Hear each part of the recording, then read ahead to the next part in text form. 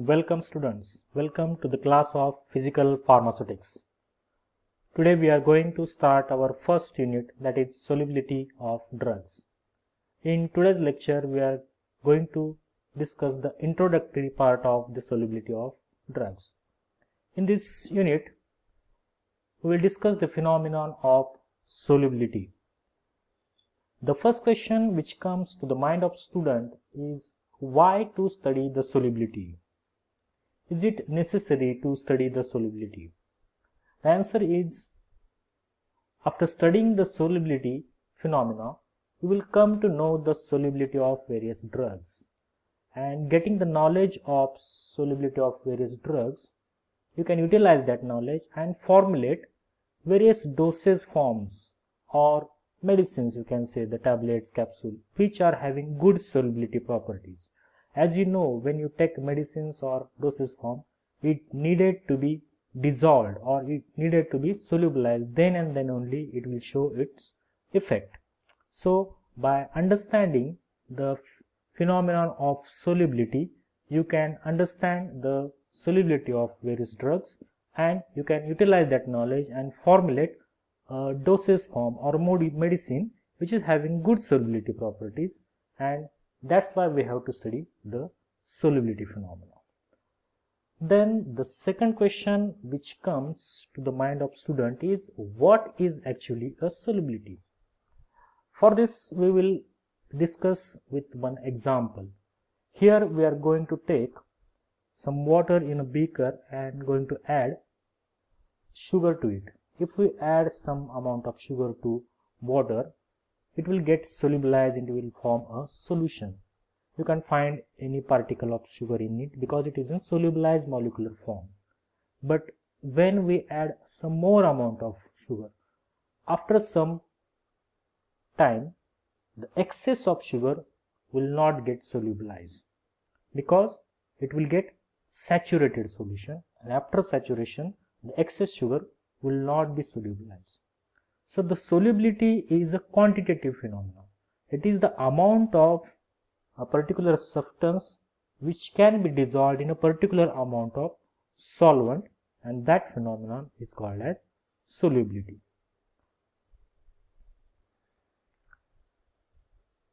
The next thing we are going to discuss is the definition of solution. The definition of solution is as follows. A solution is a homogeneous mixture of two or more substances to form a single phase. So, as per this definition, when two or more substances come together and form a homogeneous mixture to form a single phase, it will be a solution. If there are two or more substances, the substance which is in a less quantity is generally called as solute, and the substance which is in high quantity is called as solvent.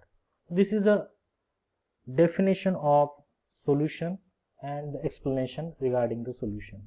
With example we can discuss what is solution. Solution, sugar dissolved in water. Here sugar is solute and water is a solvent. So when we add sugar to water, then sugar is solute and water is solvent, and it will form a solution. Again we will discuss about the definition. The definition is two or more substances. Here two substances are, one is sugar and another is water. They are forming a homogeneous mixture. Now we will discuss what is homogeneous mixture. Homogeneous mixture means they are completely mixed with each other. We can't separate in this solution where is the sugar and where is the water, and which will form a single phase. Single phase means if we look at this solution, you will see only there is liquid phase is available. You can't see any solid phase of sugar present in this solution. We have added no doubt sugar in a solid form, but when the solution is formed, there is no any trace of solid sugar in this solution. It has become only a single phase, that is a liquid phase. So the formation of single phase is very important in the definition of solution. So here once again we repeat this definition of solution. A solution is a homogeneous mixture of two or more substances to form a single phase. Here I have given different color to the word substances. We'll discuss in the next slide the substances. So here we are saying in the definition that there are two or more substances. So what is substance? A substance can be solid, liquid or gases, whatever it may be.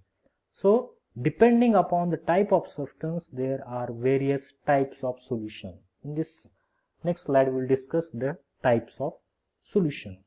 So depending upon what kind of solute is there and what kind of solvent is there, there is a type of solution.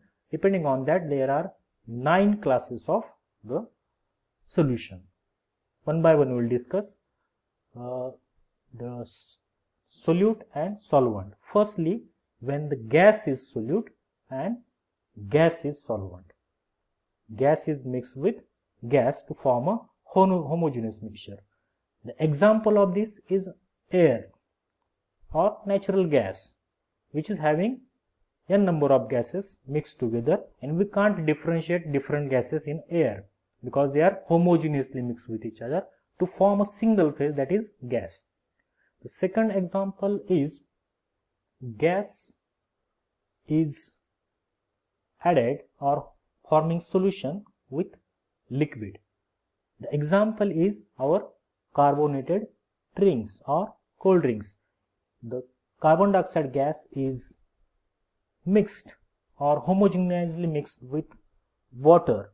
We can't see any carbon dioxide inside the cold drinks, but when we open the lid of that bottle, you can see the bubbles of carbon dioxide coming out of that bottle. So this is example of gas in liquid kind of solution. Then third is gas in solid. In this example is hydrogen in platinum. Hydrogenation reactions, this kind of metals are used where the hydrogen is formed solution with the solid metal, that is platinum. Next example is liquid in gas kind of solution. The example is simple water vapors. Then when water get evaporated, it will mix with the gas and form a homogeneous phase of gas, and it will form a solution. The next example is liquid to liquid. The example is alcohol in water. There are so many examples when two liquids mix together to form a homogeneous phase of liquid. Next solution type is liquid to solid, in which the example is when mercury is metal but it is in liquid form. When added to solid state silver, it will form a solution. We can't differentiate mercury and silver in that solution. That is called as amalgams. Various amalgams are available when mercury reacts with various metals. Next solution is solid in gas. Example is mothballs or simple camphor or naphthalene balls. When the naphthalene solid get evaporated, it disperses in air and it will form a solid in gas kind of solution.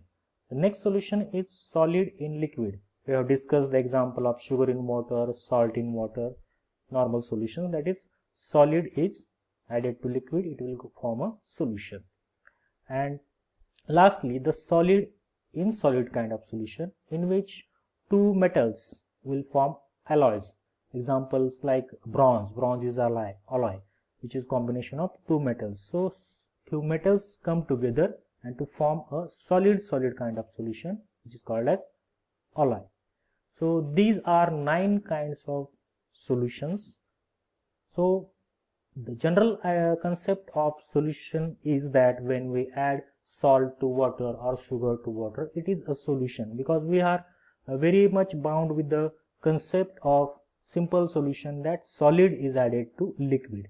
But when we broadly discuss in physical pharmacy the definition of solution, it is having these 9 kinds, and it is mixture of different solutes and solvents in various phases and various substances.